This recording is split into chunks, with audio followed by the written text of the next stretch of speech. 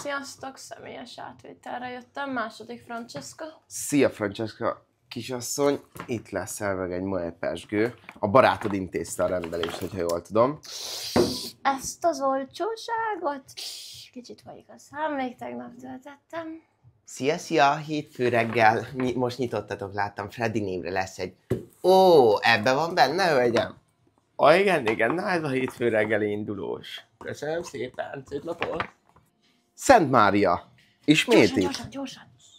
Parancsoljon, amit rendelt, drágyi. Itt az acskó hozzá.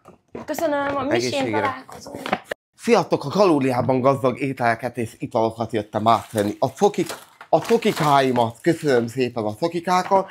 Benne van a Milky Way, benne a Knoppercis, és az italt, de jó, ezt már szerintem hazafele meg is iszom. Köszönöm szépen. Sziasztok, Karen vagyok, Karen néven most, azonnal. Egy McAllen rendelt. A McAllen minimum, hol a zacskó? Hölgyem, nem értem, itt ma...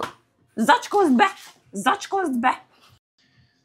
Hello, rendeltem egy Barcellót. Ó, meg egy konyakot. La konyak. Önnel mi van?